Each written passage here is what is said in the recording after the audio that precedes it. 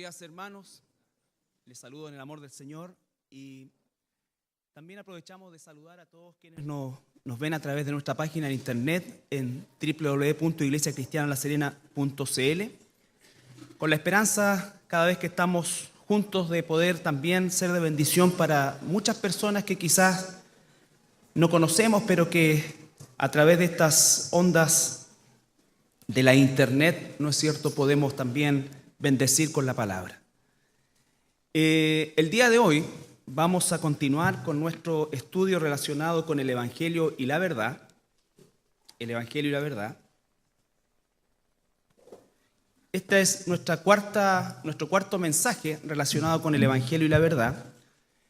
Y partimos, ¿no es cierto?, definiendo los primeros capítulos de este estudio, lo que es la sociedad en que vivimos. ¿Por qué es tan importante conocer el ambiente donde nos desarrollamos, donde convivimos, donde trabajamos, donde nos divertimos, donde estamos insertos? Porque a la medida que nosotros conocemos nuestro entorno y el lugar donde nosotros estamos viviendo y la época que estamos viviendo, podemos nosotros también tener mayor claridad respecto a las acechanzas de Satanás. Esa es en definitiva la razón principal y quizás la única. La palabra dice en Efesios capítulo 2, versículo 2, Efesios 2:2,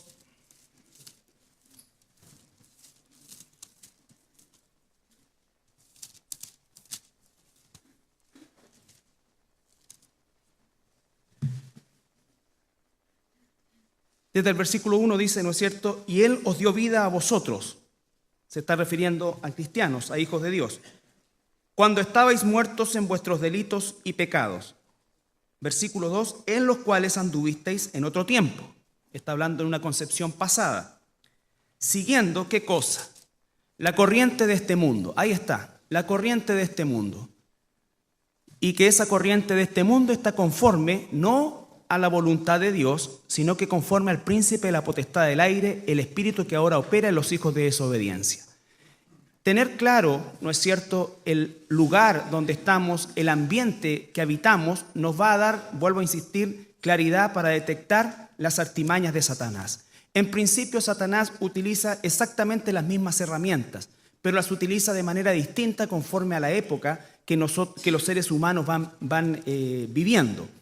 ¿Cuál es la característica de la época actual nuestra? Dijimos que hay un concepto sociológico que se llama la sociedad posmodernista, que se caracteriza por principalmente tres aspectos. Uno, ¿no es cierto?, es que no existen verdades absolutas. Segundo, que hay por así decir, una celebración de la diversidad y el pluralismo, pero sin ningún tipo de margen. Y lo tercero, ¿no es cierto?, que también se da cabida a cualquier idea, por terrible que ésta parezca. O sea, todo de alguna manera gira en torno a una concepción más bien absoluta, no diría yo más bien, sino que absolutamente inestable, una situación en la cual, ¿no es cierto?, hoy día nosotros estamos viviendo, y en medio de esta sociedad, ¿no es cierto?, es que la iglesia, nuestra iglesia, y tú en particular como cristiano y yo también, nos estamos moviendo. Si bien es cierto, el ser humano ha sido egocentrista siempre, también es cierto que esta época que estamos viviendo es quizás la más espantosa desde ese punto de vista, dada que todas las situaciones que se generaron a partir, ¿no es cierto?, de los medios de comunicación, de la publicidad y de todo el boom que de alguna manera se comenzó a desarrollar a partir del siglo XX en adelante, con un énfasis inmenso a partir de la segunda mitad del siglo XX en adelante, y todo hacía alusión, ¿no es cierto?, a las expectativas y el cubrir las necesidades de los consumidores. De hecho, el marketing tiene una evolución en el tiempo, ¿no es cierto? Primero está enfocado en el producto, después está enfocado en la sociedad, y tercero, que es la época que vivimos hoy día nosotros, está absolutamente enfocado en el cliente. Por lo tanto, todo lo que se hace en materia, por ejemplo, de marketing, en materia de publicidad, está enfocado en satisfacer una necesidad incluso que no existe en nosotros, pero que de alguna manera se genera a partir de esta beta egocéntrica que todos nosotros tenemos. Entonces el bombardeo a nuestra vida actual es, por supuesto, muchísimo más terrible que en épocas anteriores, cuando no existían estos medios.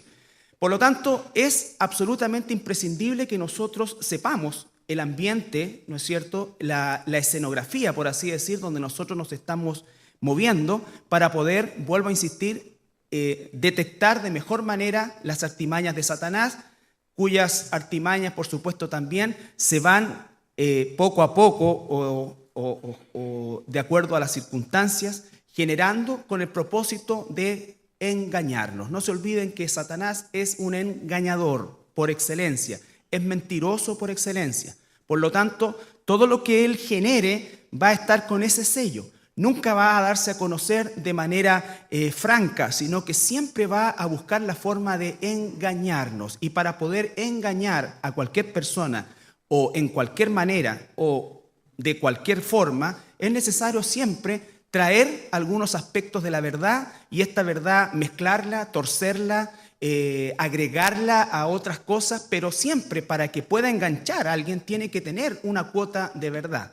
Entonces, todos estos aspectos están relacionados con esta cultura posmodernista en la cual estamos viviendo y que se hace cada vez más profunda, ¿no es cierto?, en la sociedad. Y ya vemos, ¿no es cierto?, que hay también un fuerte y marcado espíritu del antinomos que se llama en la Biblia, que es un espíritu que viene, ¿no es cierto?, hacia la sociedad y a la cultura, disfrazado, ¿no es cierto?, de alguna manera de derechos civiles, pero que en definitiva lo que se genera es absolutamente el caos, el desorden y la pérdida completa de respeto a la autoridad, sea cual sea esta. No se olviden ustedes que cuando Pablo escribe la carta a los romanos, estamos hablando de una época en la cual las autoridades no tenían nada que ver con las autoridades actuales. Era absolutamente una concepción imperial y no había represión en ese tiempo, sino que había una acción directa de muerte hacia aquellos que estaban en contra del imperio. No obstante, en esas condiciones, en esas circunstancias, es que el apóstol Pablo escribe el capítulo 13 de Romanos, donde dice que los cristianos debemos respetar la autoridad. Debemos respetar la autoridad. Por supuesto que el respeto a la autoridad llega hasta el momento en que esa autoridad trata de ponerse sobre los principios de Dios. Pero nuestro trabajo no es tener una concepción partidista de las autoridades, sino que un respeto hacia el ejercicio de esa autoridad. Dios juzgará las autoridades, sean estas cristianas o no cristianas. Dios va a hacer un juicio sobre eso. A nosotros nos manda a respetar. Entonces, lo que vemos, ¿no es cierto?, en nuestro país, e increíblemente tú das una vuelta por todo el planeta y te vas a dar cuenta, ¿no es cierto?, sin mayor profundidad, que existe una situación muy similar en todos los países, ¿no es cierto?, que en definitiva se van transformando en una constante en la cual, por supuesto, existe un enfrentamiento entre los manifestantes y las fuerzas de orden público. Todo eso que está pasando, que aparentemente, ¿no es cierto?, tiene un rasgo social y un rasgo de verdad, porque la tiene, ¿no es cierto?, está siempre manchado por un proceso altamente violento, un proceso altamente destructivo y un proceso altamente también insolente hacia la autoridad en cuestión. Vuelvo a insistir, la situación de los cristianos es muy complicada en esta época, por el hecho de que están todas estas concepciones socioculturales, todas estas situaciones también tecnológicas, todo esto que en definitiva nos permite de alguna manera estar en contacto con todo lo que está sucediendo a nivel del mundo, y aun cuando es cierto que hay un cansancio social, por así decir, dada la administración de los gobiernos no óptima, ¿no es cierto?, eso no justifica menos al pueblo de Dios, menos, y por supuesto nunca debería ser, al pueblo de Dios, ser parte de manifestaciones tendientes a alterar, socavar el orden público. Y eso es un principio bíblico, eso es un principio bíblico. Entonces, toda esta sociedad que estamos viviendo nosotros, dice el Señor, que es conforme al príncipe de la potestad del aire, el espíritu que ahora opera en los hijos de desobediencia. La palabra desobediencia ahí es antinomos, en contra de la autoridad, en contra de la autoridad de los padres, en contra de la autoridad en los colegios, en contra de la autoridad en la sociedad, en fin. Lo que sea autoridad es en un momento determinado sobrepasado y es llevado a un plano normalmente de violencia y un plano en el cual, ¿no es cierto?, el cristiano nunca debe encontrarse.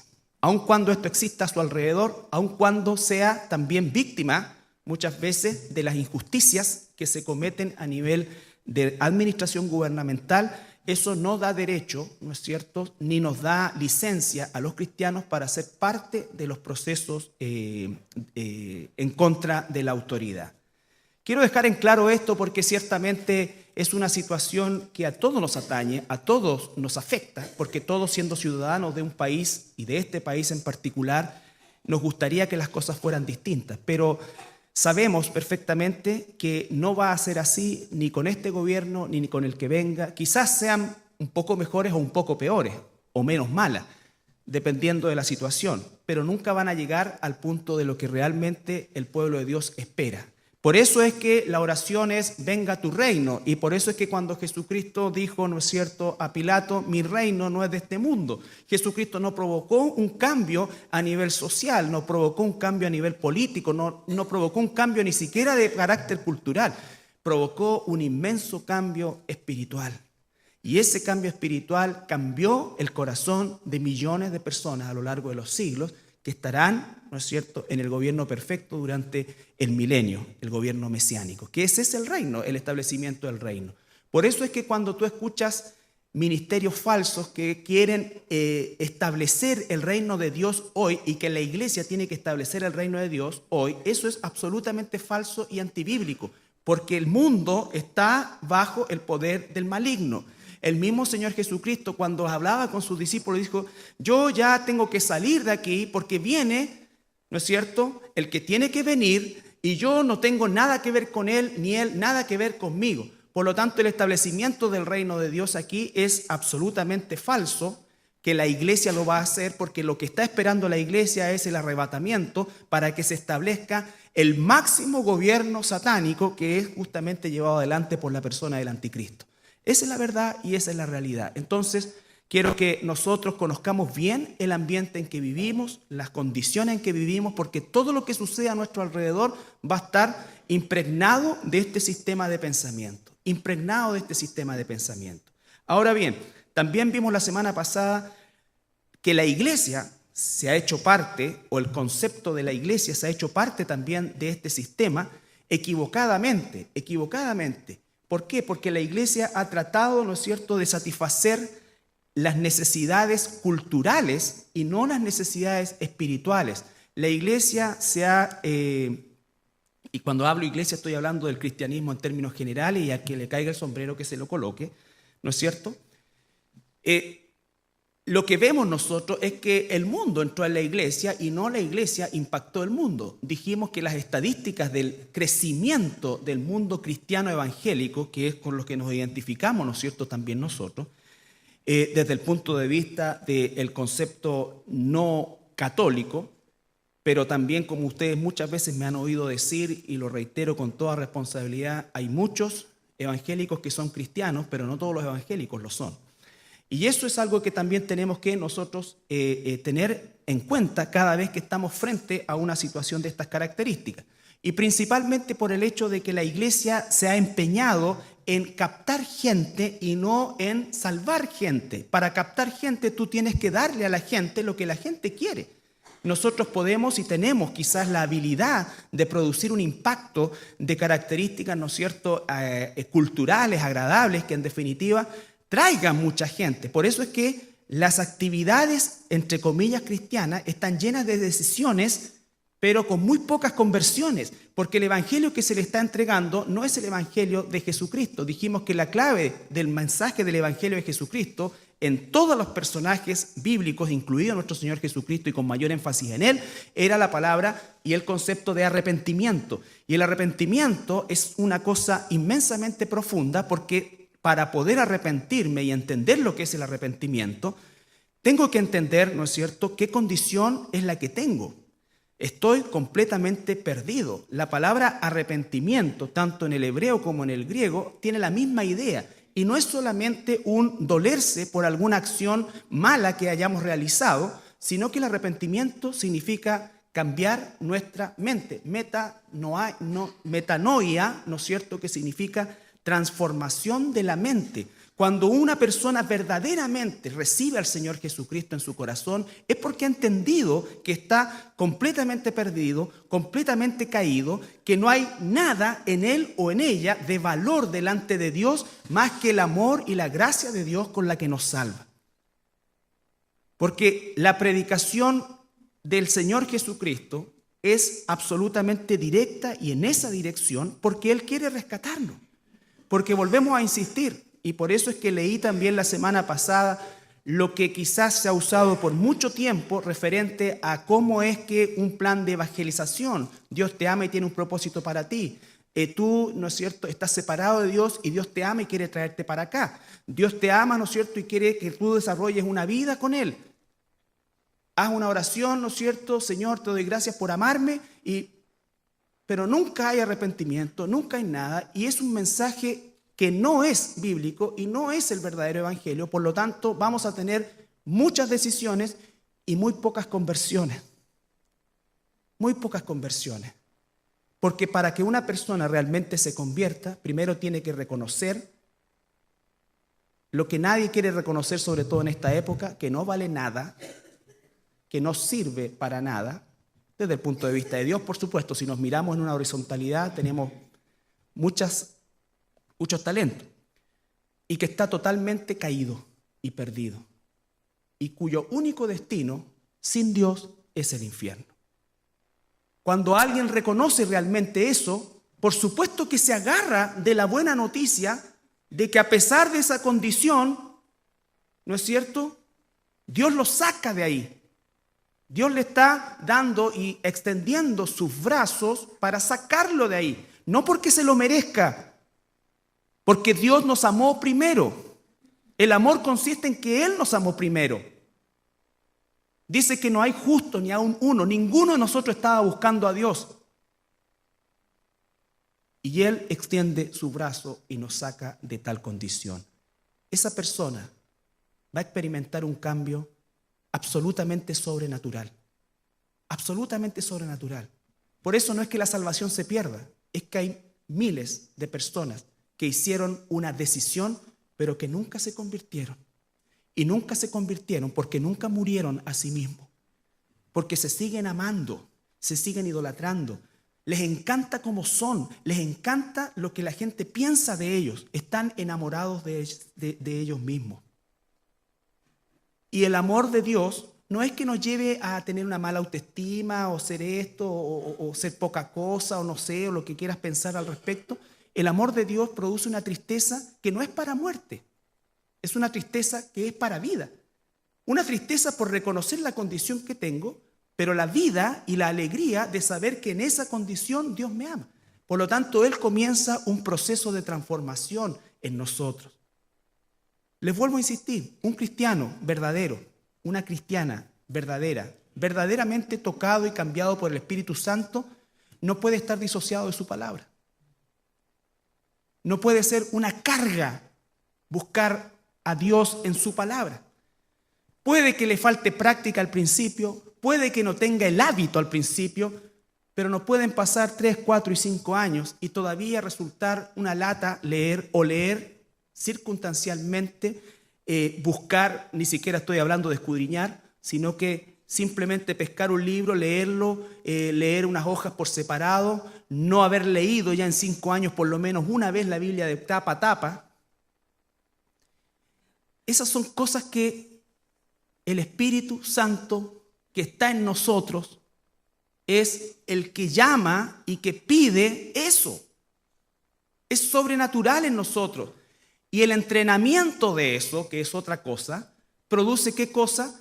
Que mi carne se constriña y el espíritu que está en mí crezca, el espíritu que está en mí crezca. Entonces eso que comenzó como un hábito se transforma en un deleite y después no tienes que hacer nada o especial para acercarte a Dios, para acercarte en oración, para sujetarte a la voluntad de Dios, para ser moldeado por Dios. ¿Por qué? Porque tienes el Espíritu de Dios en ti. El Señor dice en Juan 14:15.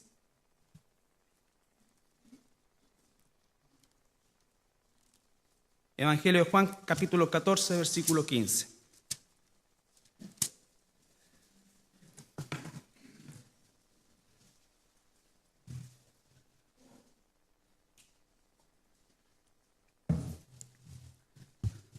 Si me amáis, guardad mis mandamientos. La palabra guardar, ¿no es cierto?, en el griego significa atesorar, pero no significa esconder, sino que es proteger, cuidar, ¿no es cierto?, considerar como una riqueza lo que tenemos, ¿no es cierto? Pero no es una riqueza pasiva, es una riqueza activa. Entonces, si le amo, voy a guardar sus mandamientos. Y el Señor Jesucristo dice, y yo rogaré al Padre y os dará otro consolador para que esté con vosotros para siempre. Escucha eso, para siempre. La salvación no se pierde. Lo que pasa es que hay millones de decisiones de personas que nunca se han salvado. Y esa es mi preocupación como pastor, hermanos, y el porqué de esta predicación. Nadie de nosotros puede juzgar los corazones de nadie. Pero sí estamos llamados a juzgar los frutos. Y quiero decirles con mucha preocupación en mi corazón que hay muchos de ustedes que no tienen frutos en su vida. Y es mi preocupación, porque yo quiero que si el Señor viene en este rato, todos los que están aquí se vayan con Él. Todos los que están aquí se vayan con Él. Esa es la única razón por la cual estamos enseñando y predicando esto. Estamos llevando a que nos examinemos unos a otros y unos en particular. En particular. Porque si no tengo la salvación, te vas a quedar. Te vas a quedar. Y eso va a ser terrible, porque se acerca la peor época de la historia humana. Este es un mensaje que no va a traer gente, va a traer ovejas. Los que son de Dios escucharán la voz de Dios. Sabrán el tiempo que estamos viviendo.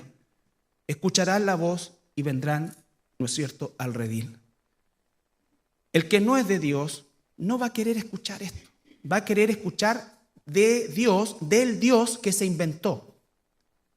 Del Dios que la religión falsa inventó. Del Dios que la iglesia apóstata inventó. Hoy día estamos absolutamente a puertas de ese evento. Puede ser 3 años, 5 años, 10 años, lo que sea, pero el panorama mundial está completamente ordenado para que se produzca en cualquier momento el regreso de nuestro Señor Jesucristo por su iglesia. Por su iglesia.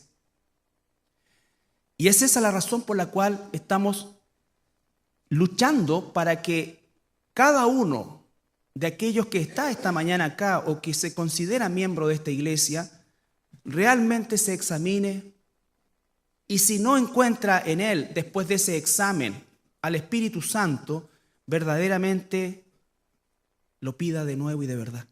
Por eso es que hacemos énfasis en el arrepentimiento. En el arrepentimiento. Quizás algunos de ustedes no se han arrepentido verdaderamente. Y si no hay arrepentimiento, el bautismo tampoco vale. Se lo explicaba yo a las personas nuevitas. Con mayor razón a nosotros que llevamos tiempo. Esto es un mensaje para la iglesia. El mensaje que necesita la persona inconversa es el mensaje del Evangelio. ¿Cuál es el mensaje del Evangelio? Está perdido, está condenado, pero Dios pagó el precio. Y no tiene por qué ir al infierno porque Dios ya pagó el precio. Tiene que tomarlo. Pero para los que ya nos llamamos cristianos, y créanme que es difícil, ¿no es cierto?, una predicación de este tipo, porque todos los que estamos aquí probablemente partimos de la base que lo somos. Y probablemente estemos de acuerdo en muchas cosas que la Biblia dice. Sin embargo, ninguna de esas situaciones es garantía absoluta de que somos cristianos. Porque la garantía absoluta de que somos cristianos son los frutos. Amor, paz, paciencia. Tú tienes más paz hoy día. Tienes más amor de Dios hoy día realmente. O tienes amor de Dios hoy día. Entonces, son las cosas, y no estoy hablando de la bondad humana ni de las personas que naturalmente son de alguna manera más amorosas que otras. Estoy hablando del amor de Dios. El amor de Dios, primero que nada, se expresa hacia Él. hacia Él. Y el amor de Dios se expresa en forma práctica. Dice, el que me ama guardará mis mandamientos, obedecerá mis mandamientos. No como algo forzoso, no como una carga. Hay una diferencia entre el hábito y la carga. El hábito es algo a lo cual yo no estaba acostumbrado y tengo que entrenarme y todos los días, ¿no es cierto?, estar leyendo, estar orando, todo. Pero sé y lo hago de buena gana porque sé que va a rendir un fruto. Pero cuando consideras tú que el mandamiento es gravoso y la Biblia dice que el mandamiento no es gravoso, va a ser siempre una carga. ¿Sabes qué es lo que significa gravoso? Que aparece en la Reina Valera. Gravoso significa una carga indeseada. Una carga indeseada. Algo que no quieres llevar. Porque hay cargas que queremos llevar. Nuestra esposa, nuestros hijos, una situación X. ¿Me entiendes? De hecho, la Biblia dice cargas familiares. O sea, bueno, no sé si serán deseables o indeseables, pero se usa el término. Ahora el evangelio para un verdadero hijo e hija de Dios no puede ser una carga indeseable. Métanse eso en la cabeza. Si no tienen contacto con la palabra de Dios de manera, ¿no es cierto?, que no les sea gravoso, y vuelvo a insistir, una cosa es el hábito.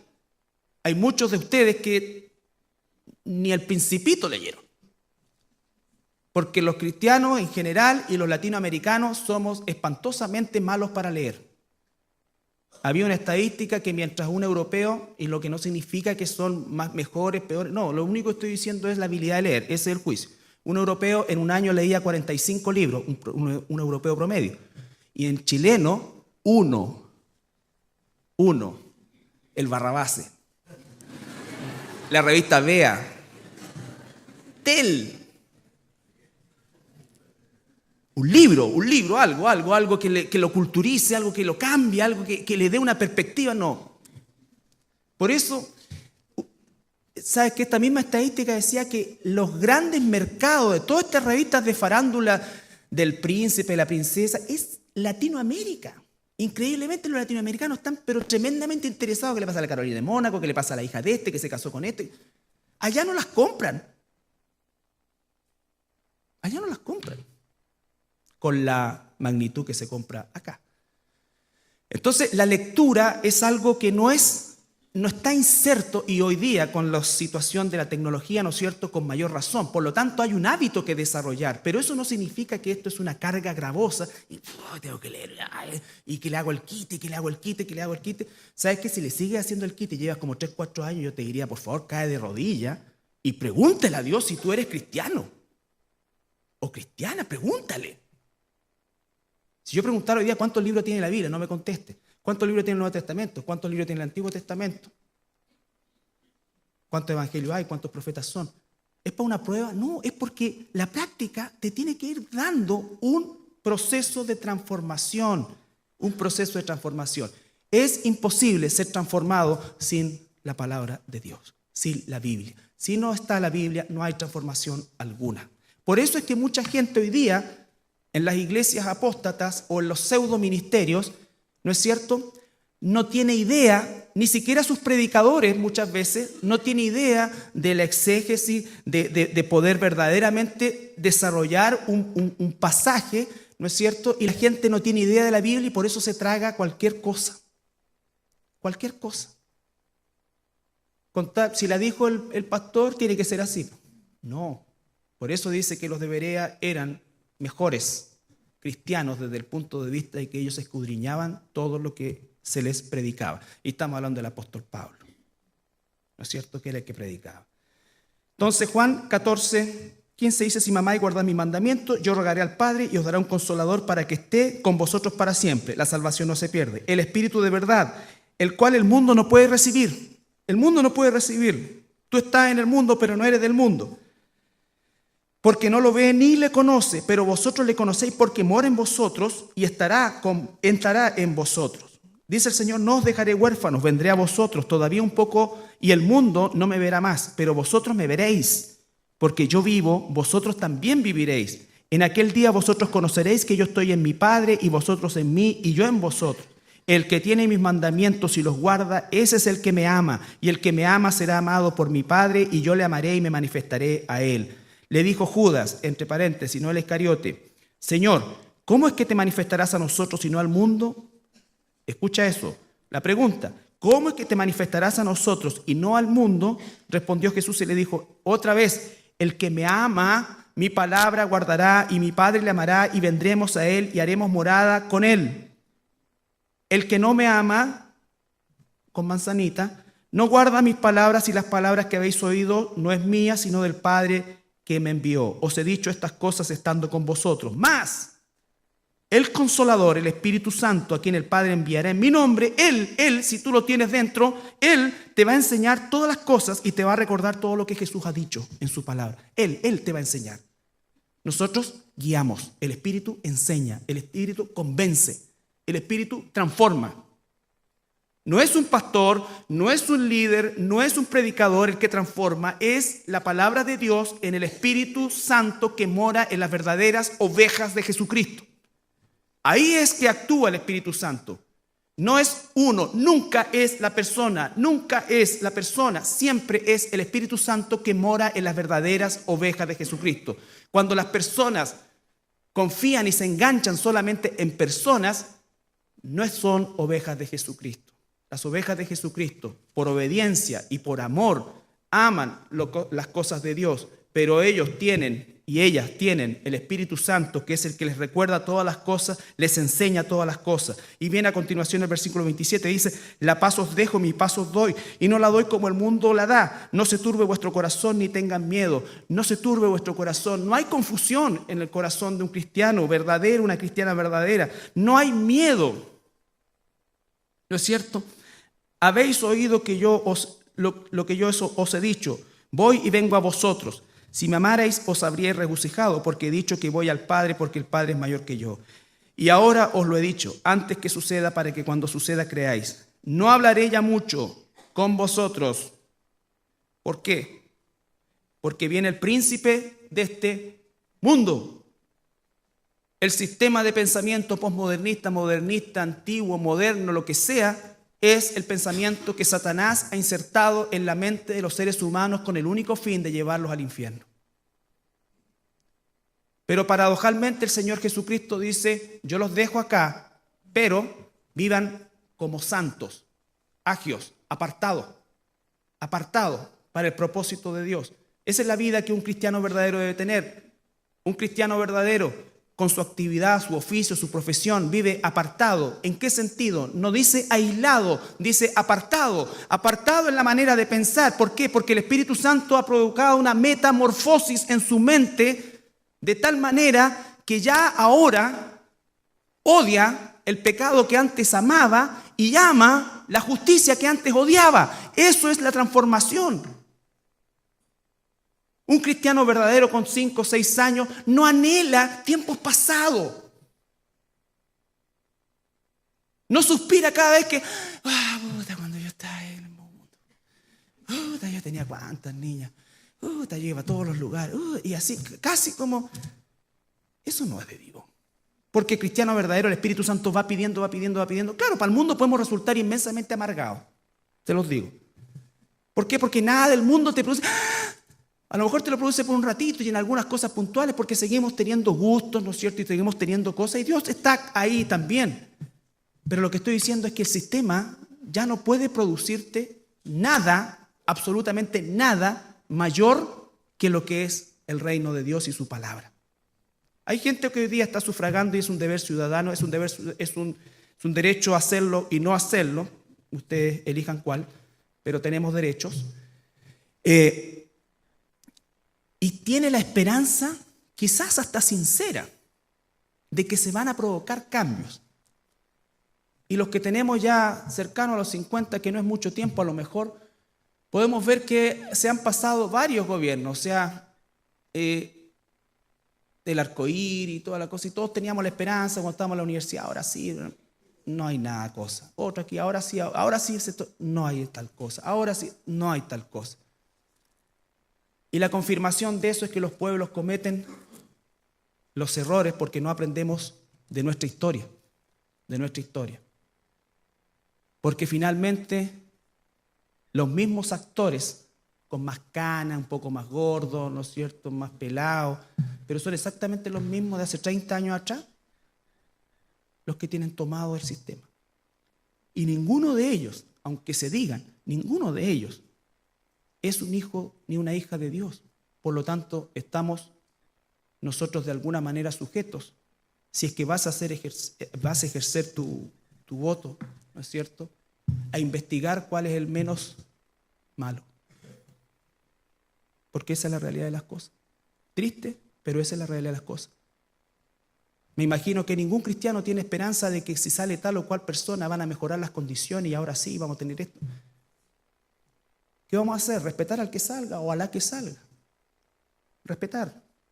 Respetar no significa estar de acuerdo, respetar significa verdaderamente hacer esa separación entre la persona que está puesta como una autoridad y nosotros que somos parte de la ciudadanía.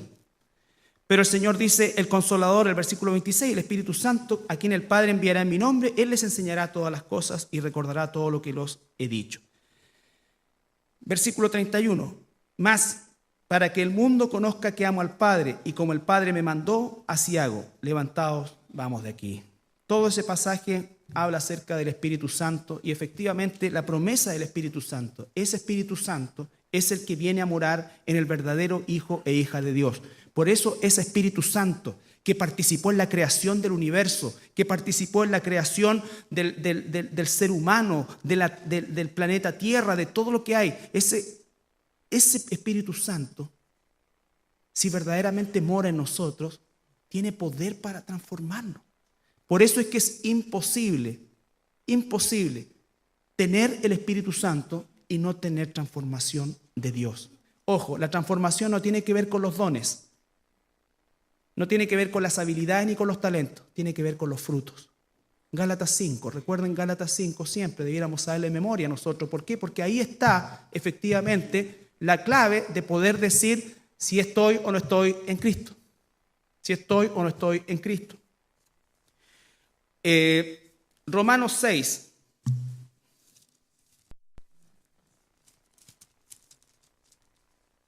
...21 al 23. Pablo está hablando a estos hermanos. Romanos 6, 21 al 23.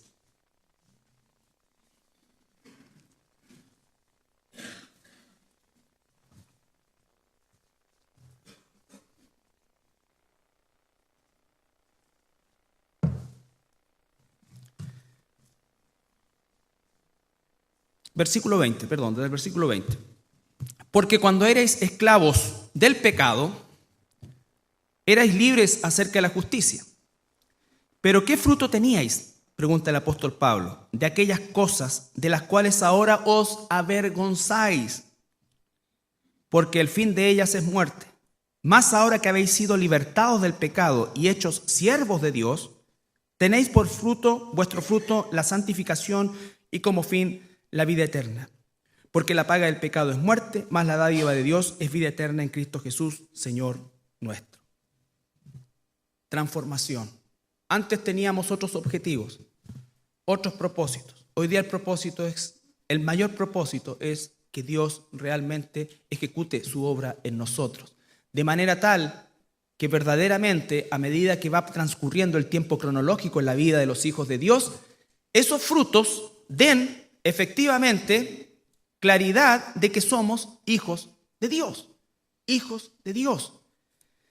En Romanos 12:1.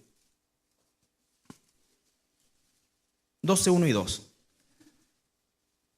El apóstol Pablo, otra vez, ¿no es cierto?, dice: así que, hermanos, os ruego por las misericordias de Dios que presentéis vuestros cuerpos en sacrificio vivo, santo, agradable a Dios, que es vuestro culto racional. La próxima semana vamos a entrar en profundidad sobre este pasaje, porque ahí está el cómo se hace. No os conforméis a este siglo, sino transformaos por medio de la renovación de vuestro entendimiento, para que comprobéis cuál sea la buena voluntad de Dios, agradable y perfecta. Dice presentar nuestros cuerpos como un sacrificio vivo que agrade a Dios, ¿no es cierto? Nuestro cuerpo tiene miembros Y vamos a hablar, por ejemplo, de la lengua, de mis manos. ¿Qué dice la palabra, por ejemplo? Que mis pies no corran presurosos al mal, que mis manos no se manchen, ¿no es cierto? Que mi lengua sea verdaderamente guiada por el Espíritu Santo. Todas las cosas, en definitiva, que tienen que ver con lo práctico del proceso de transformación. Pero si no está el Espíritu, hermanos, tú no vas a saber cómo. Tú no vas a saber cómo. Porque dice que el Espíritu te enseña. El Espíritu te guía. Por más que uno haga una receta, mira, tienes que hacer esto, orar en la mañana, en la mediodía, en la tarde, hacer esto. Pero si tú verdaderamente no te has arrepentido, todo eso va a ser mecánico, estéril y se va a transformar en algo gravoso. En algo gravoso. Por eso es que la Biblia dice que nosotros tenemos que examinarnos. En 2 Corintios 13:5, el mismo apóstol Pablo.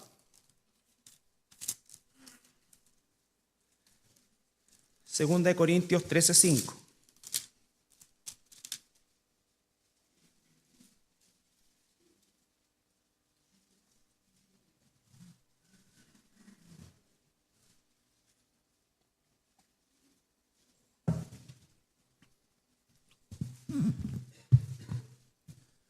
Pablo dice, examinaos. Por lo tanto, si dice examinaos, es cierto que nosotros no juzgamos el corazón de las personas, pero también es cierto que existe la forma de saber si soy o no soy. Si soy o no soy. Por lo tanto, dice, examinaos a vosotros mismos si estáis en la fe. Ese es el llamado de todo corazón para todos nosotros, examinarnos. No que la salvación se pierda. Si tú eres salvo, Dios te va a confirmar porque el Espíritu Santo nos confirma. Pese a nuestras debilidades, pese a todas las cosas que nos faltan y todo esto, ¿no es cierto? Pero el Espíritu Santo nos confirma que somos. ¿Por qué nos confirma que somos? Porque amamos la ley de Dios. ¿Por qué nos confirma que somos? Porque realmente el pecado duele. El pecado no es algo que ya estamos nosotros justificando, sino que es algo contra lo cual verdaderamente estamos luchando. Busca a alguien que sea descubierto en un pecado o que se le exponga su pecado y comienza a justificarlo. Efectivamente, el Espíritu Santo no obra así. El Espíritu Santo da convicción de justicia y juicio. De la justicia de Dios y del juicio de Dios en mí que me dice estoy mal, está mal. No importa si es por esta razón, por esta otra razón, por esta otra razón, por esta otra razón, porque eso es justamente lo que busca la psicología humana. La psicología humana busca encontrar cuál es la hebra de por qué soy un asesino en serie. Y va a llegar, ¿no es cierto?, a que cuando yo estaba en el vientre de mi madre, me odiaron, no me quisieron, me botaron, estuve en orfanato, estuve en todas estas cosas así. Esa es la psicología del mundo. Pero en un hijo de Dios no se justifica, un hijo de Dios se arrepiente. Una hija de Dios se arrepiente. Sin justificaciones, sin argumentos, una rendición, una verdadera rendición. El apóstol Pablo dice, examinaos, 2 Corintios, por favor, volvamos ahí, 13:5.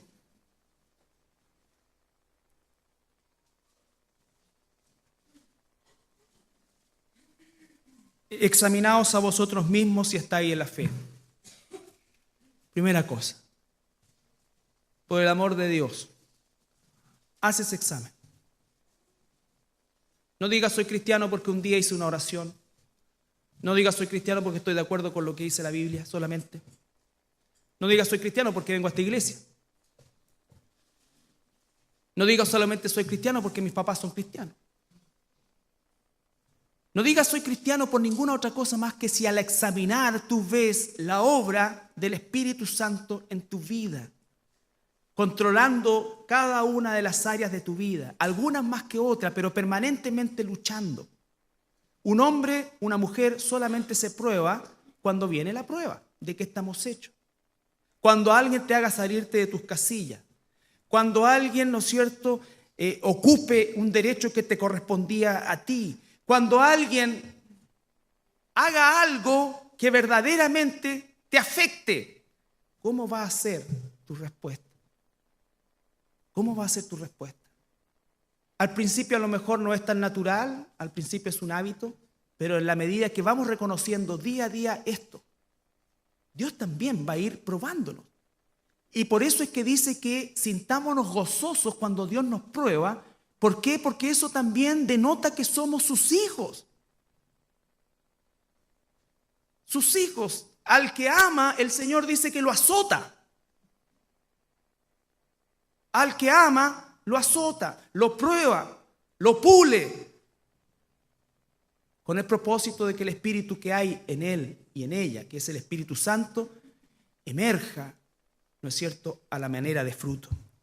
Y el apóstol dice, probaos a vosotros mismos, o no os conocéis a vosotros mismos que Jesucristo está en vosotros, a menos que estéis reprobados.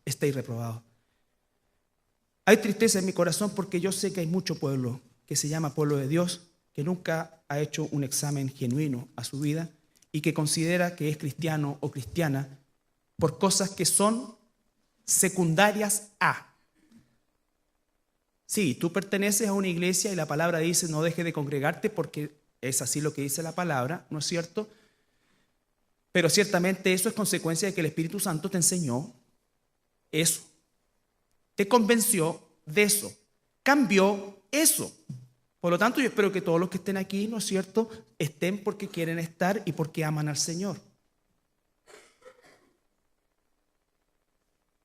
Es cierto que el Señor dice, ¿no es cierto?, que hay que amar la palabra, estarle la palabra, leer la palabra, como un proceso. Examina, ¿qué es lo que sientes tú realmente hacia la Biblia? Esa es una pregunta quemante para nosotros. ¿Qué es lo que realmente tú sientes para la Biblia? Hay gente que nunca lee. Yo no sé cómo lo hace. Nadie puede sostenerse como cristiano o como cristiana si no tiene el manual. Si no tiene el manual. Por eso el énfasis de la iglesia siempre es la enseñanza. La enseñanza, no las emociones, no las promesas falsas, no la diversión, no la entretención. La palabra. La palabra. Aquí no venimos a bailar, a saltar, a tener un momento gratificante, a salir de aquí, pero aquí venimos a aprender y a salir desafiados, machucados y desafiados. De manera tal que nosotros podamos en nuestra intimidad, porque esto no reemplaza tu intimidad personal con el Señor. De manera tal que tú llegues y digas, Señor, ¿sabes qué? He hecho este examen y ya voy a la segunda pregunta y me doy cuenta que estoy falto. ¿Y sabes qué? Yo quiero realmente recibirte como hijo o hija de Dios. No esta tontera, ver todos los que quieran rededicar su vida. ¿Cómo voy a rededicar tu vida? Por eso estos llamados así, todos vienen y lloran acá y rededican su vida. Un mes después, los mismos rededicando su vida. Yo creo que no son cristianos, porque un cristiano dedica de una vez y para siempre su vida. De una vez y para siempre. Y en el proceso tiene altos, bajos, baches, meseta, tiene muchas cosas. Pero una vez ya dedicó su vida al Señor. Y eso es lo que necesitamos nosotros, hermanos, sobre todo en el tiempo que estamos viviendo. Por eso es que invertimos varios mensajes para que nosotros sepamos encuadrar la época en que vivimos. Porque la época en que vivimos nos va a decir que todo es posible, que está bien, si dijiste esto, si hiciste esto, si vas allá, aquí es lo que sientes. No. El cristiano nunca se ha movido por lo que siente. El cristiano verdadero se mueve por lo que sabe, no por lo que siente. Hay gente que dice que yo siento que soy cristiano. No hay nada más engañoso que el corazón del ser humano. Los sentimientos del ser humano son la cosa más engañosa y son pero el caldo de cultivo para que Satanás trabaje en la mente de las personas. Pero ¿cómo te vas a casar? ¿Cómo te vas a casar con este tipo? Ya te esto. Es que lo amo. Es que lo amo. ¿Qué es eso? ¿Por qué? Porque todo el sistema que Satanás ha creado por medio de las telenovelas, todo esto es para que las personas piensen así, para que los jóvenes piensen así. Jovencito, jovencita, el hombre, la mujer que Dios tiene para ti, tiene que ajustarse a los parámetros bíblicos. Te lo digo como padre. Los hijos no son herederos de nuestra fe. Los hijos tienen que construir su fe. Mi trabajo como padre es enseñarles la verdad, vivir la verdad y hacer establecer la verdad. Pero si tú eres un jovencito, una jovencita, los parámetros del mundo son absolutamente destructivos. Y tarde o temprano los jóvenes cosechan de eso. Si alguien realmente te ama, primero tiene que amar a Dios. Porque es la única garantía de que te va a respetar, te va a cuidar, va a ser fiel, todo. Si no ama a Dios, se ama a sí mismo. Y vas a ser, ¿no es cierto?, importante para esa persona hasta que dejes de ser. En cambio, cuando amamos a Dios, cuando esa persona, esa niña, ese niñito, no, niñito no, ni siquiera lo piensa. Van a tener esa situación, tiene que ser alguien que ame a Dios, lo primero. No que venga solamente a la iglesia, sé exigente. Sé exigente con estas cosas, no si tiene ojos verdes, celeste, esto, tiene auto, no tiene auto. Eso de verdad es secundario. Sé exigente con un hombre y una mujer que ame a Dios, no solamente que venga a la iglesia. Si aquí hay jóvenes que si viene el Señor hoy día se van a quedar. No crean que porque vienen el viernes significa eso. Tienen que hacerse este examen también. Nunca teman saber si son salvos o no, porque el Señor se los va a confirmar. Y vuelvo a insistir, lo va a confirmar por medio del Espíritu Santo. Tampoco hay que dar lugar al diablo que nos diga que somos hijos suyos, hijos del diablo, cuando somos hijos de Dios. Esto no es para incomodar a los hijos, esto es para llamar a la transformación a los que creen que lo son. Yo estoy preocupado porque veo que el Señor se acerca, el Señor viene. Y hay muchos en este rebaño que el Señor me ha encargado que creo que no son cristianos. Se los digo mirándolos a la cara. Y cada cual tiene que saberlo y hacer su propio examen. Quisiera entregar una iglesia sin mancha, sin arruga, para que cuando aparezca dice el príncipe de los pastores, ¿no es cierto?, nosotros la tengamos un poco menos pesada. Pero verdaderamente ese es el llamado. Por eso es que dice el apóstol Pablo, examinaos vosotros mismos, o no os conocéis a vosotros mismos que Jesucristo está en vosotros, a menos que estéis reprobados. Puede que estés reprobado, pero no tienes que permanecer así. No tienes que permanecer así. Lo primero es morir a ti mismo. Morir a ti mismo. Va a ser un acto dolorosísimo, pero morir a ti mismo. Y vuelvo a insistir, esto no es baja autoestima, ni el pobrecito, no. Esto es lo más liberador del mundo. Cuando tú mueres a ti mismo, sientes una libertad. Y digo sientes porque es así. Conoces, sabes y sientes una libertad increíble que solamente el Espíritu puede dar. No tengo que tener expectativas para nadie. Solamente ajustarme a la voluntad de Dios, hacer su voluntad. Y cuando hago su voluntad, Él me va a dar amor por los hermanos, amor por la obra, amor por esto, amor por esto. Puede que a algunos les guste, a otros no les guste, pero eso ya no afecta mi vida, porque no es ni siquiera mi vida, es su vida. Es su vida. Y tenemos que aprender eso en el proceso de llevar nuestro cuerpo como un sacrificio vivo, que es lo que vamos a ver la próxima semana. ¿Cómo es que llevo mi cuerpo, no es cierto?, a un sacrificio vivo, racional? Y eso tiene que ver con cambios de conducta que el Espíritu Santo va a hacer en ti. No solamente un proceso de rehabilitación, sino que un proceso de transformación. Puede ir a marihuanos anónimos, a drogadicto anónimo, alcohólico anónimo, ¿no es cierto?, ludópata anónimo, todo, y puede que por medio de la psicología y de un tratamiento psiquiátrico, ¿no es cierto?, es posible que te quiten eso, y es así. Y es así. Pero lo que está hablando el Señor aquí es otra cosa. Es algo que tiene que ver con una transformación total. Es un nuevo ser. El Espíritu Santo es una nueva persona que mora en nosotros. Y por eso dice que nuestro cuerpo es templo del Espíritu Santo. Es templo del Espíritu Santo. Y a través de eso, de ese cuerpo, el Espíritu Santo se va a relacionar con el medio. El Espíritu Santo se va a relacionar con tu familia, con tus amistades, con tus cosas, con todo. Por eso es que dice que Dios aborrece los pies que presurosos van al mal. Ay, no, Señor, por favor, no me dejes caer, no me dejes caer, no me dejes caer. No me dejes caer, Señor, por favor, detén mis pasos, detén mis pasos. Enjoy. No, pues si también tienes que poner de tu parte, pues si no es magia. Es que el Señor no me habla, si ya te habló. Ahora tienes que de guata orar hasta que Él vaya quitando eso, vaya quitando eso. Y como cualquier vicio, ¿no es cierto? Uno no tiene que darse, pero ninguna ventaja. Así que si tengo ese problema, ¿no es cierto? Con el juego voy y voto hasta la gran capital, la lotería, todas las cosas, los porotos, todo me deshago de todo, no quiero saber nada de eso.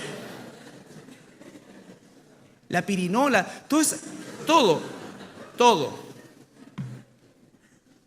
Ay, que eres religioso. No, es mi problema. El Espíritu Santo tiene control sobre eso, pero yo todavía estoy en la carne y tengo que luchar. Eso es, hermano. Eso es. Quiero terminar solamente con 1 Corintios capítulo 15, versículo 31. Para que alcancen a sufragar algunos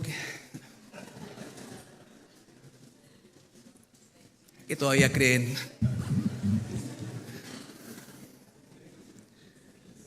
$15:31.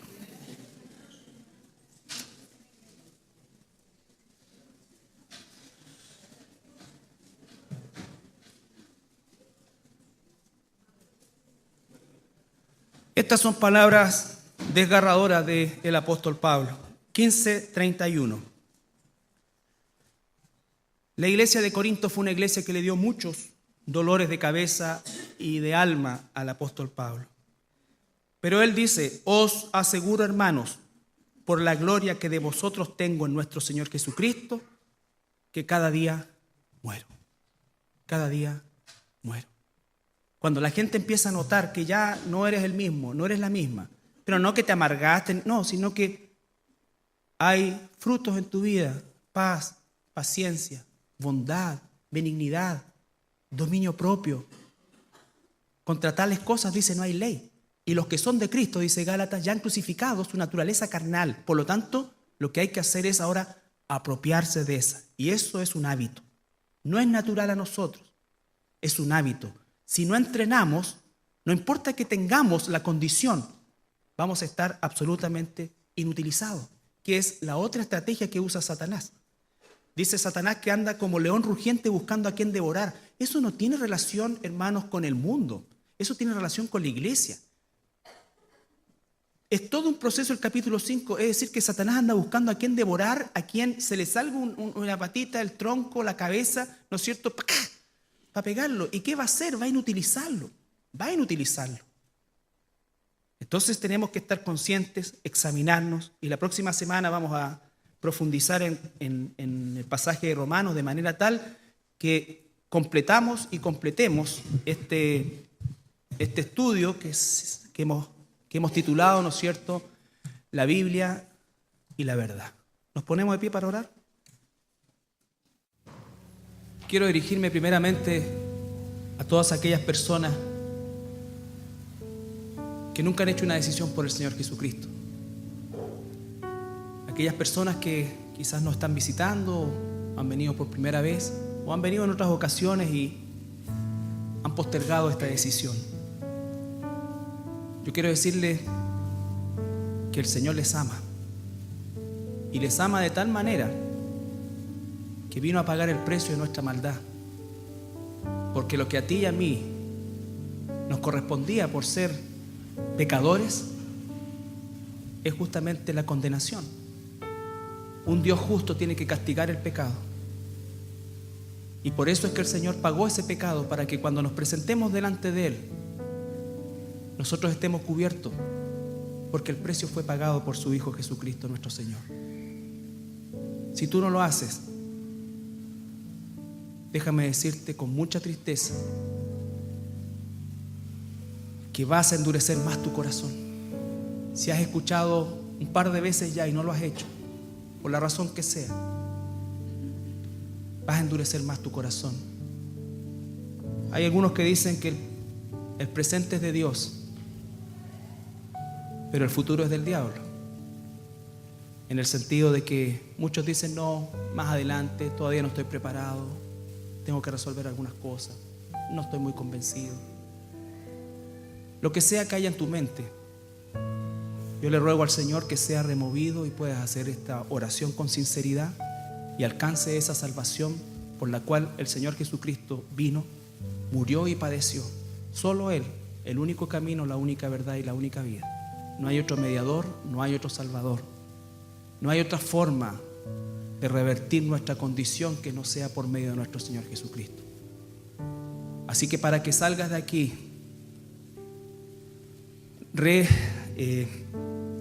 cambiado, ¿no es cierto? Y renovado y no condenado, es que te ruego que hagas esta oración con sinceridad. Señor Jesús, en esta mañana quiero reconocerte en primer lugar como el único Dios, el único camino, la única vida. Señor Jesús, te agradezco por pagar mis pecados en esa cruz. Me arrepiento de toda mi maldad. Te pido que cambies mi manera de pensar por medio del Espíritu Santo. Y te pido, Señor, que me des la vida eterna. Sé que no la merezco, pero sé también que en tu infinita misericordia y gracia, tú la has provisto para mí. Gracias, Señor Jesús, en tu santo nombre. Amén. Si has hecho esa oración con sinceridad, realmente el Señor ha venido en la persona del Espíritu Santo. Y es una persona que es un bebito y necesita alimentación, necesita cuidado, necesita dirección. Para eso existe la iglesia. Entre otras cosas, hay un proceso que es personal tuyo con el Señor y otro proceso que es colectivo con nosotros, la iglesia. La comunión de los hermanos es un mandato de Dios. Nos necesitamos unos a otros. Él no nos necesita, pero nosotros sí nos necesitamos unos a otros también. Porque efectivamente la iglesia no es un invento humano, es el modelo divino que Dios propuso para que su pueblo fuera encaminado hacia su morada celestial. Así que te invitamos a nuestra iglesia, te invitamos a que te acerques a nosotros ahí a la salida para que podamos conocerte y también ayudarte.